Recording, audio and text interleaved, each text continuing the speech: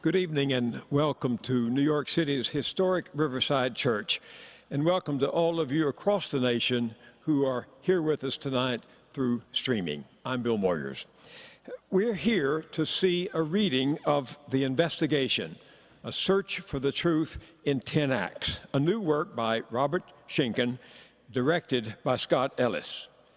The investigation takes us into the heart of the Mueller report, the 10 counts of obstruction of justice.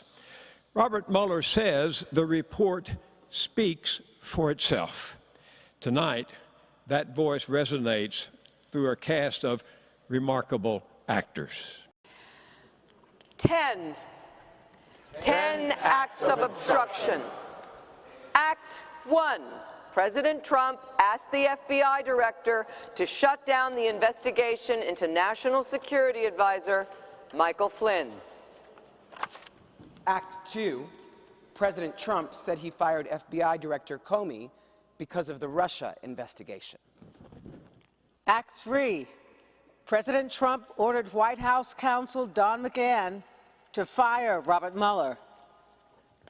Act 4. President Trump attempted to curtail the special counsel investigation.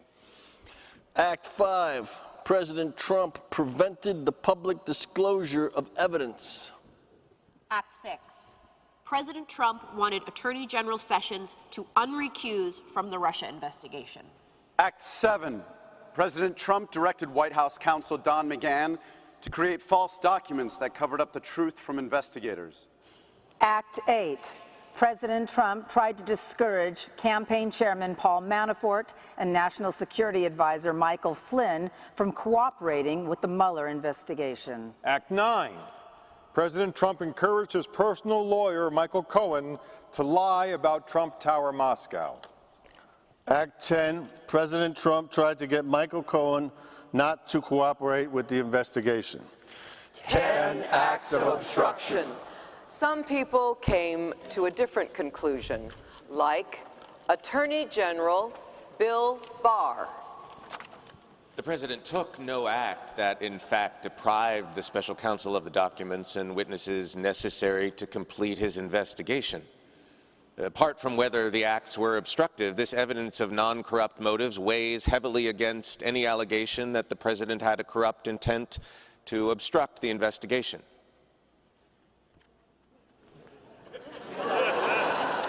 Some people jumped on the fact that Mueller did not say that Trump was guilty. Let's look at exactly what he actually said. On May 29th, for the very first time, Robert Mueller spoke directly to the press. But beyond these few remarks, it is important that the office's written work speak for itself. Let me begin where the appointment order begins, and that is interference in the 2016 presidential election. As alleged by the grand jury in an indictment, Russian intelligence officers who were part of the Russian military launched a concerted attack on our political system.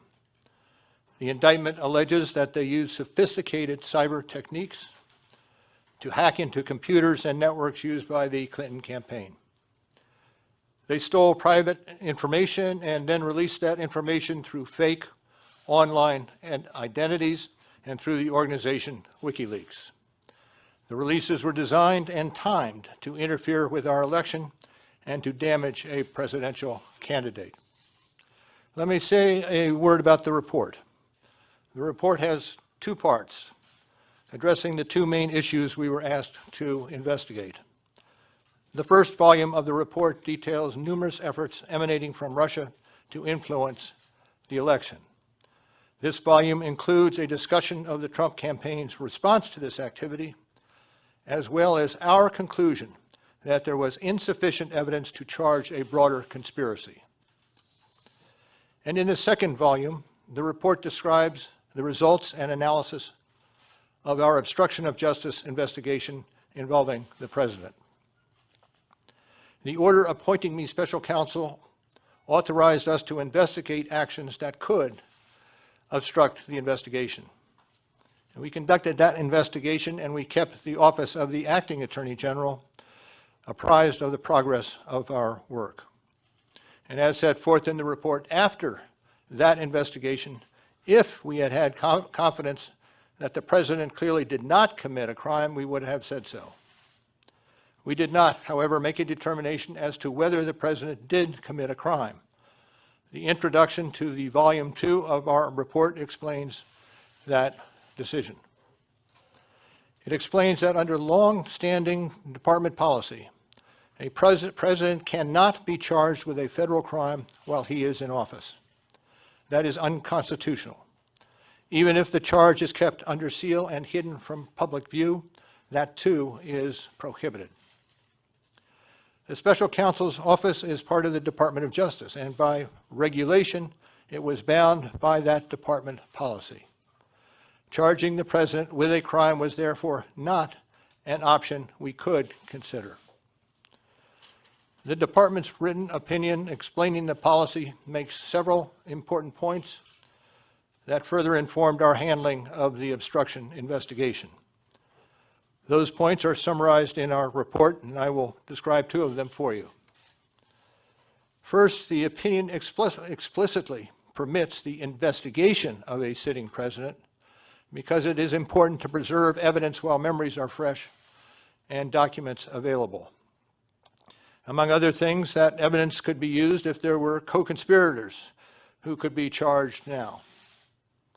And second, the opinion says that the Constitution requires a process other than the criminal justice system to formally accuse a sitting president of wrongdoing. The opinion says that the Constitution requires a process other than the criminal justice system to formally accuse a sitting president of wrongdoing. Fortunately, the Constitution provides for just such a situation. Impeachment is the only constitutional process by which Congress can bring charges. Treason, bribery, or other high crimes or misdemeanors. Against a president, a vice president, and all civil officers of the United States. It is a charging process, like an indictment in criminal law. And as in the criminal justice system, it does not presume guilt.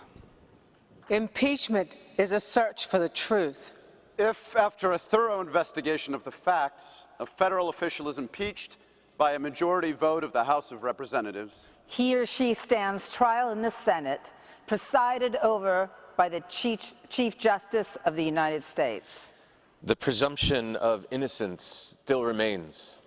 In our country's history, no president has ever been convicted by the Senate. Only two presidents have ever been impeached and gone to trial: Andrew Johnson and Bill Clinton, both who were later acquitted by the Senate. Richard Nixon resigned from office rather than face almost certain conviction from 3 articles of impeachment passed by the House Judiciary Committee. The charges were abuse of power, contempt of Congress, and obstruction of justice. Our forefathers fought a bloody war against a tyrannical king. When they framed the Constitution, they did so fully aware of the potential dangers of a powerful executive. What do you do when the individual who's responsible for administering the law, the president, is himself a lawbreaker? The framers of the Constitution gave us the tools to handle such an event. They did their job. Robert Mueller did his job. The question is, will we do ours?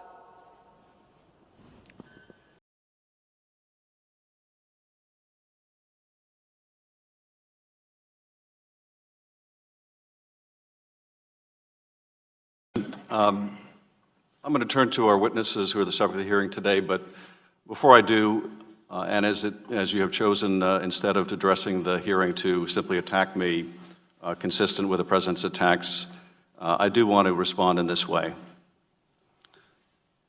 My colleagues may think it's okay that the Russians offered dirt on a Democratic candidate for president as part of what was described as the Russian government's effort to help the Trump campaign. You might think that's okay.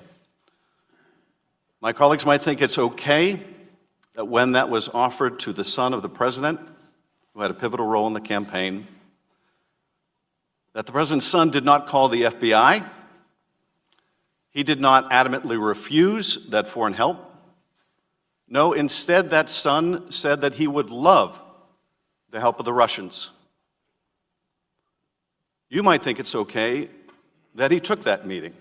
You might think it's okay that Paul Manafort, the campaign chair, someone with great experience in running campaigns, also took that meeting. You might think it's okay that the president's son-in-law also took that meeting. You might think it's okay that they concealed it from the public. You might think it's okay that their only disappointment after that meeting was that the dirt they received on Hillary Clinton wasn't better. You might think that's okay.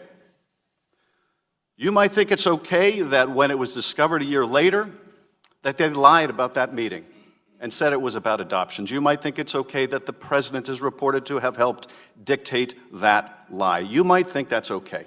I don't. You might think it's okay that the campaign chairman of a presidential campaign would offer information about that campaign to a Russian oligarch in exchange for money or debt forgiveness. You might think that's okay. I don't. You might think it's okay that that campaign chairman offered polling data, campaign polling data to someone linked to Russian intelligence. I don't think that's okay. You might think it's okay that the president himself called on Russia to hack his opponent's emails if they were listening. You might think it's okay that later that day, in fact, the Russians attempted to hack a server affiliated with that campaign. I don't think that's okay.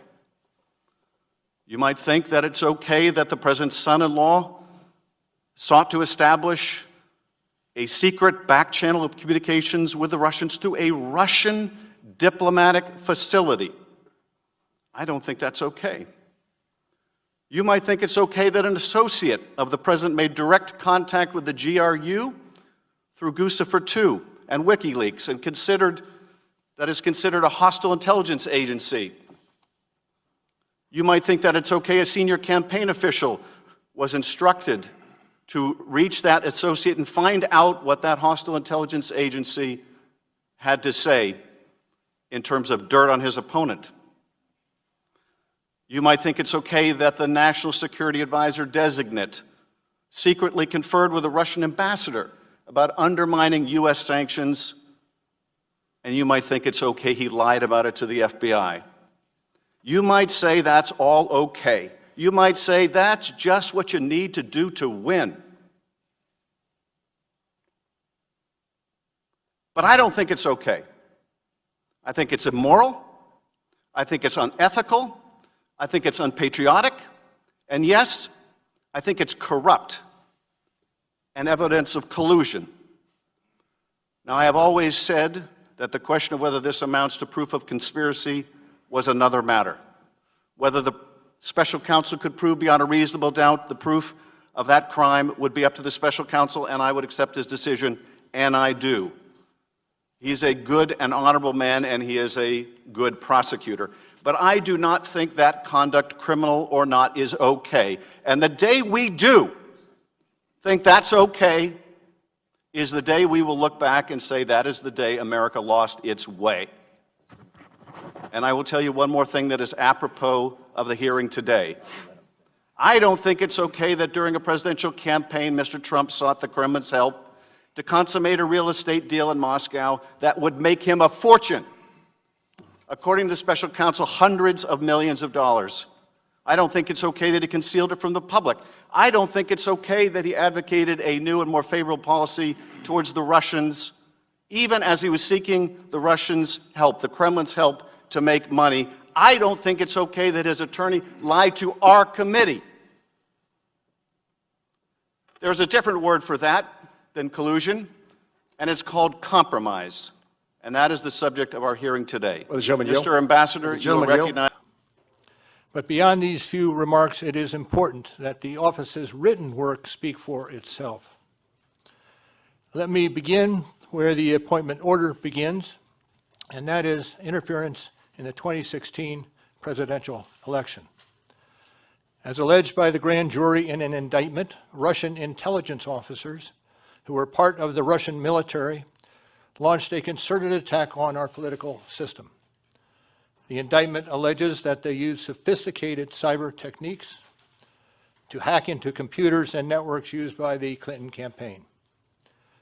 They stole private information and then released that information through fake online identities and through the organization WikiLeaks.